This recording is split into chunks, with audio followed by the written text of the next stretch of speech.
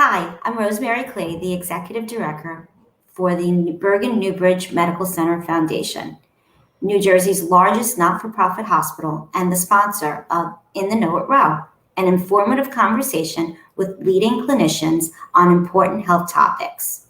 Today I'm joined by Cristina Blasone. She is an LCSW with a doctorate in social work from Rutgers University, master's in social work from Hunter University, New York City, certified clinical hypnotherapist from the Wellness Institute, field instructor for Rutgers University social work interns, and trained by the Hearing Voices Network USA. She is also a board member of the NAMI Greater Bergen and works at Bergen Newbridge Medical Center as a social worker in the APH dual diagnosis. Each one of us has experienced some type of adversity, stressor, trauma, humanness in our lives. While some individuals may develop depression or anxiety or substance abuse issues as a consequence of human life, some individuals hear voices, see visions, or have other non-ordinary states of consciousness to deal with in difficult life issues. Even though hearing voices or seeing visions is a common occurrence, some individuals cannot integrate this experience. Being too overwhelming due to the shame and fear of stigma, the experiencer suffers in isolated silence. Hi, Cristina. How Hi, are you? very good. So, voices that we hear, what's common and what's not?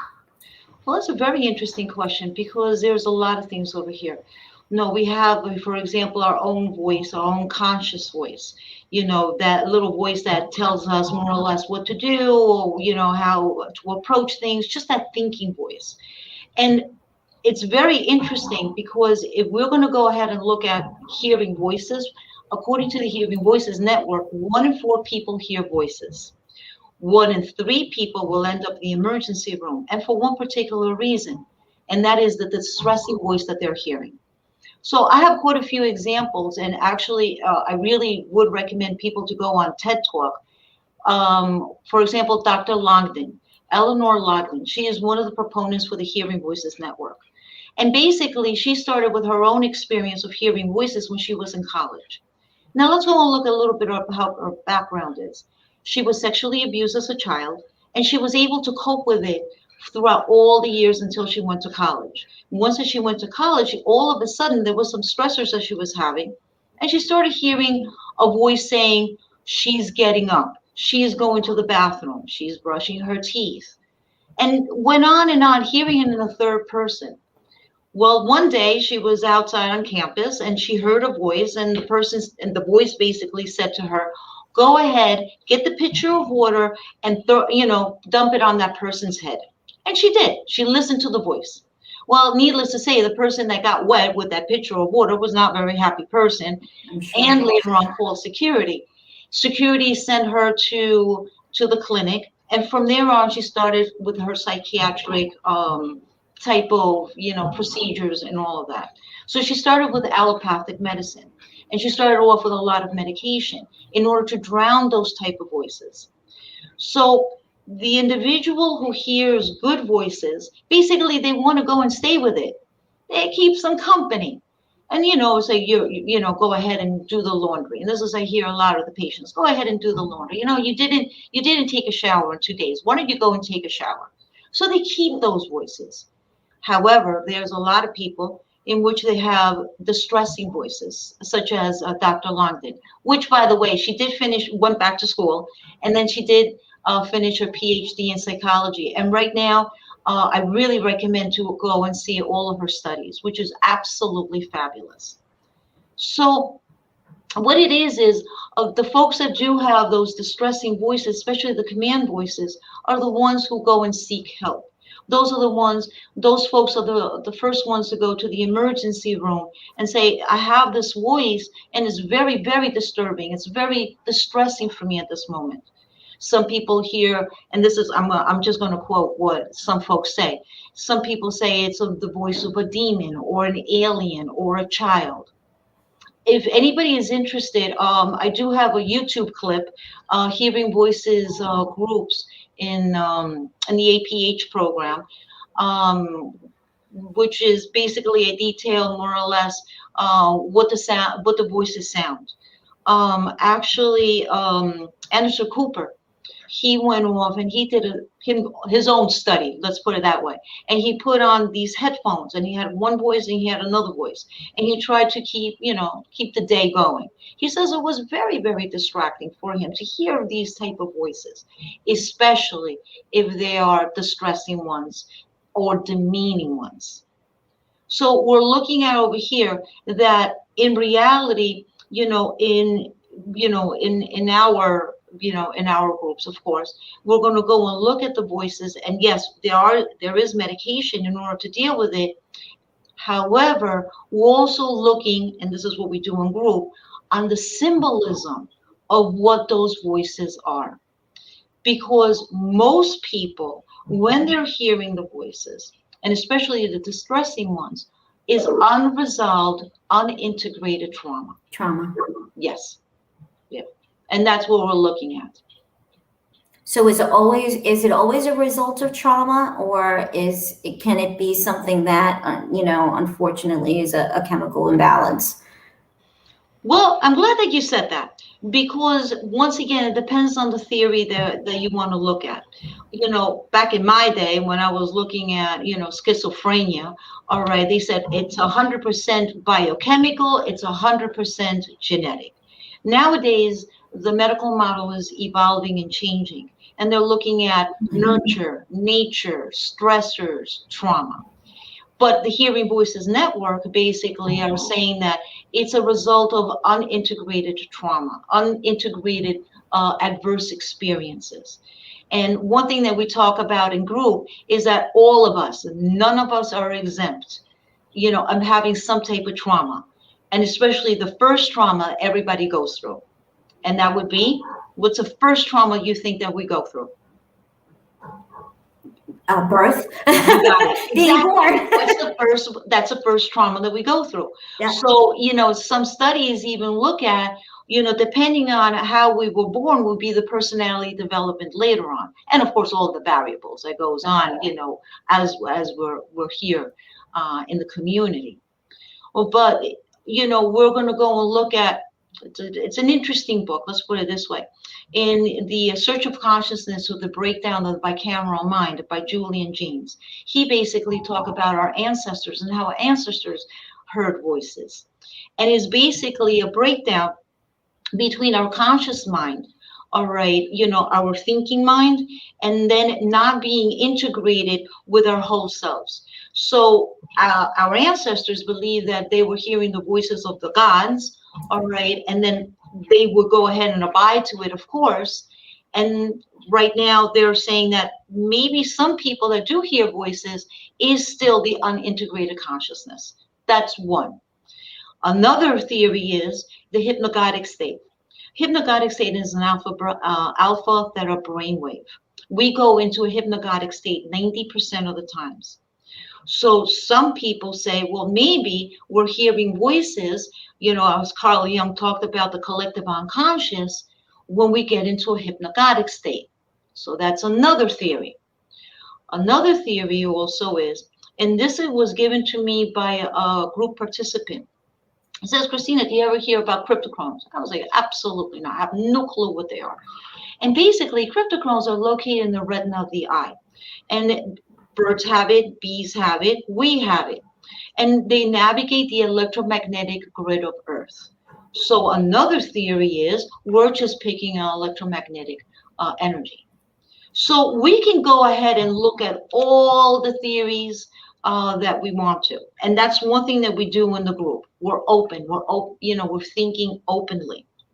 And also, as we're thinking openly, we're also changing the language from a stigmatized, oh, you are, psychotic, or you have a mental illness, or you have schizophrenia. We're looking at and integrating the person as a whole. That we're looking at basically that the experience is real and the voices are real.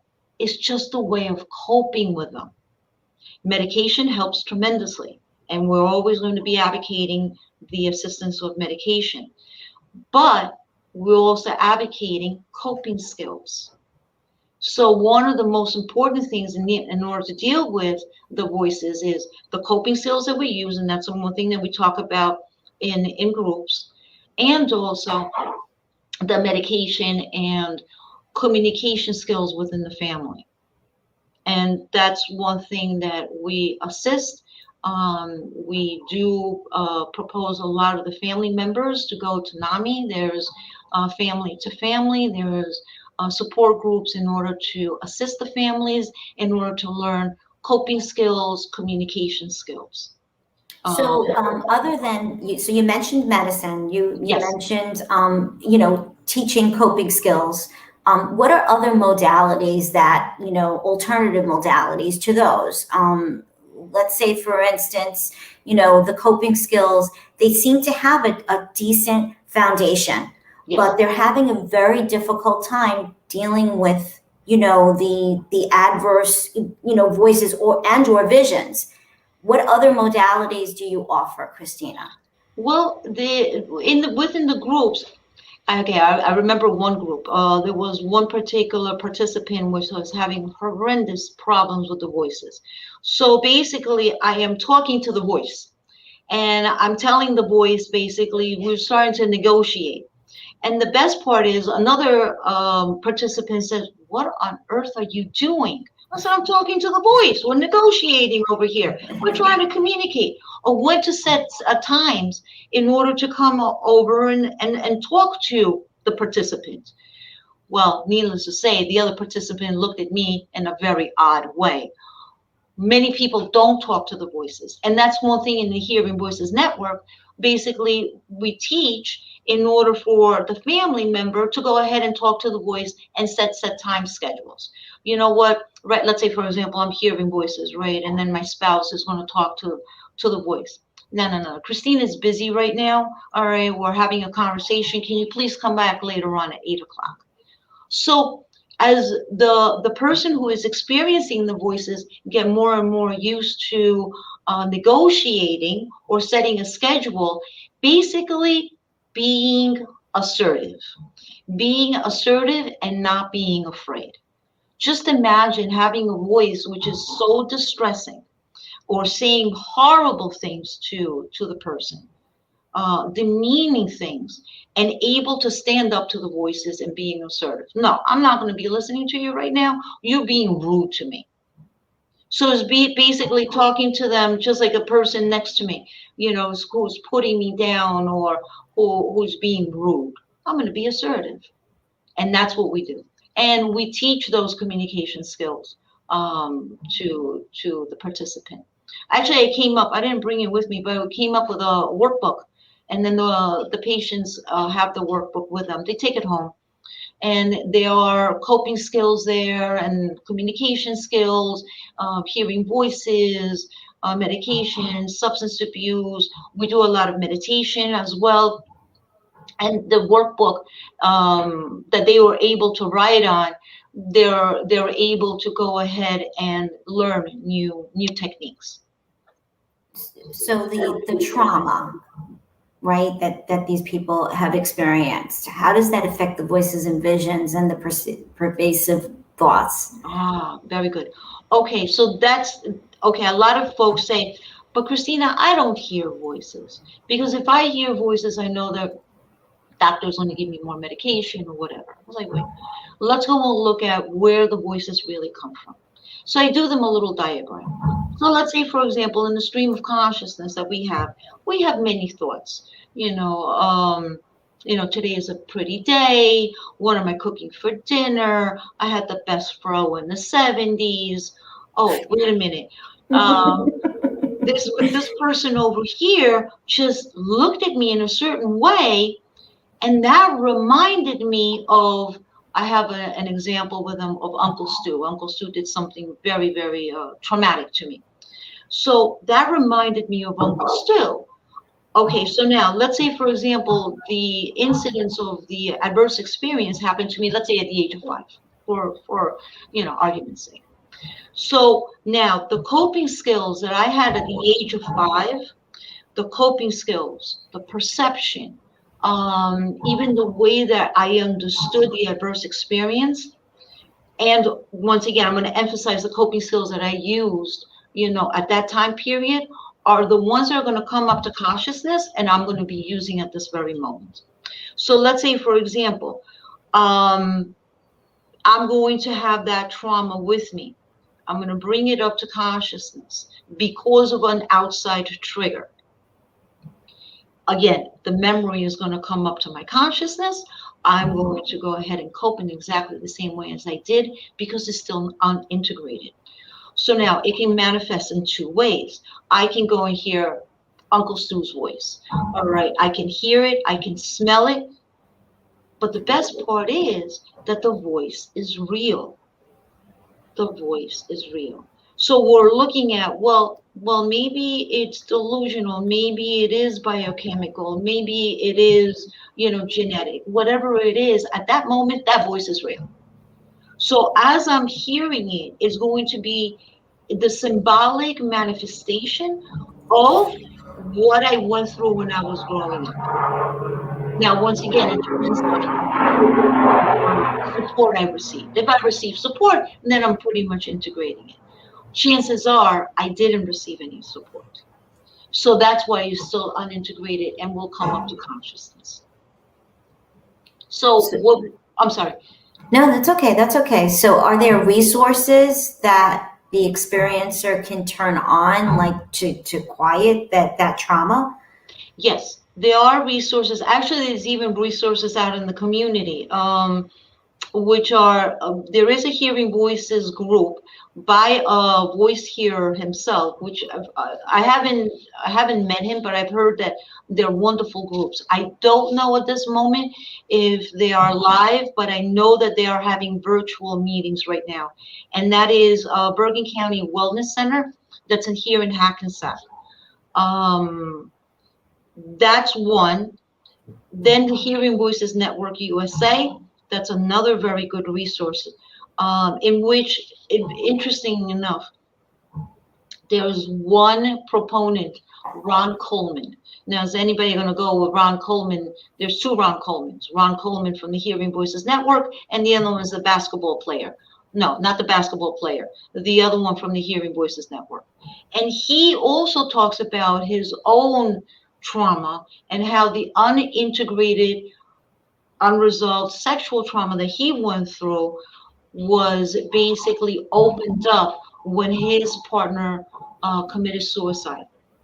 And then all of that negativity came up, all of that pain came up to his consciousness, and he started hearing voices. He was in and out of institutions for about 10 years until he met somebody from the Hearing Voices Network and started teaching him all these coping skills. So basically talking to other folks in which having more or less the same experience. Again, we can go ahead and generalize, right? The stressing experience, but everybody's experience is a little bit different from the other person. But if I'm hearing that there's another person hearing voices as well, I'm more able to open up. And this is something that happens in groups too, because once that we go ahead and say, I hear voices. For example, hearing our own names. 70% of the population hear their names. Turn around. I'm one of them. I'll hear my name. All right, sometimes I'm a little rude and I say, what? And I turn around, there's nobody there. But this is very, very common. So now, if I commonalize that experience within myself, the participants start opening up like, wait a minute, I hear voices too. And this is what the voices are telling me. But I like to keep them. They keep me company throughout the day. The thing is that now during COVID, the voices did increase because of the outside stressors and a lot of triggers. So having these voices were a little disturbing. Good thing that we still had the group and we were able to talk about it. So you were able to continue groups even through COVID? Yeah, we did. Actually, at the beginning, of course, it was telehealth, and now, we're in, live. We're With masks and social distancing, yes, and absolutely. yeah, Yes, yes, and yes, yes. Well, we abide to the CDC guidelines. Absolutely. So, the groups, how many people usually average in your group? Well, okay, we do accommodate, we have big rooms. So basically, we deal with two groups at a time. So I do it 3 times a week, with two groups each. So depending on how many people are there. It can be all the way from, maybe, let's say, six, all the way to maybe 10 people in the group. And once again, it's some folks that do hear voices and some folks that have pervasive thoughts. Whichever it is, we honor it, and basically we use the same coping skills because the foundation is the same. It comes from that symbolism and the unintegrated, unresolved trauma. Got it. Got it. So the philosophy, the Hearing Voices Network, uh, it's incorporated in your groups. Yes, Can it you is. tell us a little bit about what their philosophy is? Sure. The philosophy is a very simple one. We're looking at everybody's reality, right? Subjective reality as, once again, real. So if the person is going up and saying, "Well, I'm hearing this, I'm seeing that," we're not going to say, "Well, did you take your medication?" No, let's go ahead and explore it. Let's go ahead and look within. We are changing the language from something pathological into something common. And that the voices and the visions and the pervasive thoughts are there in order for the individual to start dealing with it. So basically, the voices and the visions are, let's put it, well, let me see, put it mildly. It's a way of giving the person, saying, listen, this is what you have to go ahead and deal with.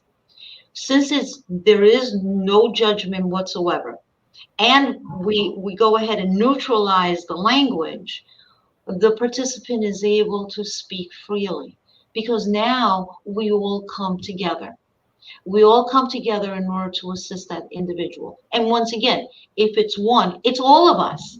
And we are all able to go ahead and deal with it through the healthy coping skills. So what would trick, I don't know, probably an incorrect word, but what would be the start of someone needing to get assistance? Is it, the bad language, the interruptions during the day? What, because I got to be honest with you, I tend to go through a list in my mind and it's a voice. Yeah. I think that's common. What Yes. would make it uncommon, right? And I would seek help. Okay, very good. The majority of the individuals that do come to the emergency room, the voices are so loud, so demeaning, and command voices. Go ahead and hurt yourself, the voice will say. Go ahead and hurt somebody else. The whole thing, hurting somebody else, is really uncommon. The sensationalism of people hearing voices and seeing visions, really comes from, movies. Hollywood sensationalized it. Well, what was it? Michael Myers is one of them. All right. That's people who do hear voices harm themselves more than harm others. Of course, there are some folks that do have those voices. Um, that's the time to come to the emergency room. Absolutely, especially when they're so loud and so demeaning and telling them to harm themselves. And we do talk about it. 262 help, 911. All right, nearest emergency room. Because if the person doesn't have the coping skills at that moment in order to go ahead and drown them is not the right word, in order to set boundaries with them. Mhm. I'm not going to go ahead and listen to you at this moment. The person doesn't have that because they're so much in pain at that moment. So since they won't be able to deal with it, the emergency room is the place to go. So non-emergent, someone sees that there's definitely a pattern, and it's somewhat getting, the voices are getting louder and they're unable to quiet them down. what would be the route they should go? Do they speak to start with, our access center? Do they reach out to a psychologist? What would be the route they should go if it's non-emergent? If it's not emergent in let's say it's egocentric, a lot of the folks do keep it. I can keep on with my daily living. If the person can go ahead and deal with it, go with their day to day, because there's a lot of people. All right, I'm going to go backtrack a little bit. In the Hearing Voices Network, how did it start? It started with Dr. Marius Rome, Sandra Escher. Later on, she became PhD and a researcher, and voice hearer Patsy. So they were doing a radio show, and then Patsy's talking about her experience of hearing voices. And a whole bunch of people called in saying, wait a minute, I hear voices too, but I can go ahead and cope with them and Right. go with them my daily living. And a lot of people have a job too. When they become, let's put it this way, some examples come up. When a person hears an alien or quote unquote demonic voice, this is some people, describe it as that, and it becomes so incredibly pervasive and loud. That's when the person really should be getting some type of assistance. Yes, they can call up the Access Center. They can come by us. Not only do we have the Hearing Voices group, but we have a whole bunch of other groups in which can help the experiencer in order to start dealing and coping with it. Especially, we have 2 psychotherapy groups a day. So they're able to speak about whatever unintegrated or unresolved trauma that we have. And then we have a lot of other groups too in order to learn more coping skills other than the Hearing Voices group.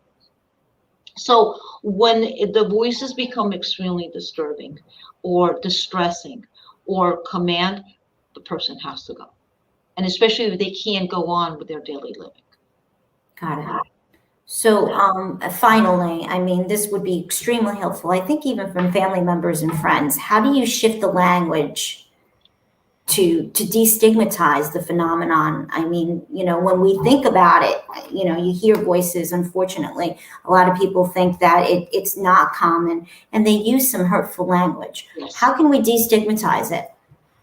All right. So, for example, one thing that we talk about is, all right, instead of having auditory hallucination or visual hallucinations, I'm hearing voices. I'm seeing visions. There is a new term that we also use. I'm having, instead of a psychotic break, which can be a little stigmatizing and can be pretty scary too, which we call it, and I coined this. I didn't coin it, but basically Dr. Grof coined it. Stanislav Grof and his wife Cristina talked about a spiritual emergency. I'm going to backtrack a little bit now, and I'm going to talk about the spiritual emergency Carl Jung had more or less in his 40s. And it's interesting because his book, the Red Book, didn't come out until 40 or 50 years after his death. And it's very interesting. He had what, we in allopathic medicine talk about, a psychotic break. He started hearing voices and seeing visions. He didn't go to Freud and say, oh, listen, Sigmund, I'm having, a problem over here. Because he thought at that moment that Sigmund Freud was going to go and put in, back in them days, it was called insane asylum. That's what it was called. Nowadays, we don't call it because it's very stigmatizing, very demeaning. So he wrote in the Red Book, and it's very interesting because he came up while he was going through his spiritual emergency. He came up with the collective unconscious and with the archetypes.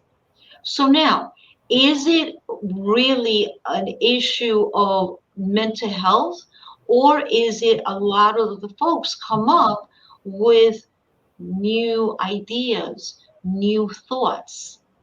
If we can go ahead and basically try to weed out either the distressing aspect of it or whatever, there's a lot of very interesting thoughts that come out of this. It's up to us now to change that language, that as they're going through this particular emergency, that in reality, A lot of us go through it. Yep. It was, again, it depends on the degree. Some folks have it much more than others, but it's up to us as a community to come all together. And it's interesting because in other cultures, the whole village comes together when the individual is going through this.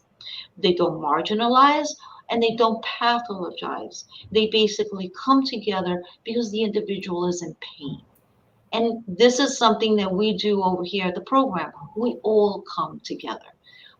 Us, I don't like, because I don't like the subject object, staff and patients. No, we as a whole group come together in order to assist a person in pain. That's wonderful. Well, I want to thank you, Cristina, for taking the time to talk to us more about hearing voices and really explaining what the difference is and what's not, what's common and what's not. And if you want to learn more about our foundation or the medical center, please visit us at newbridgehealth.org. And thank you all for tuning in. And thanks again, Cristina. Oh, thank you for having me. Take care. Bye-bye.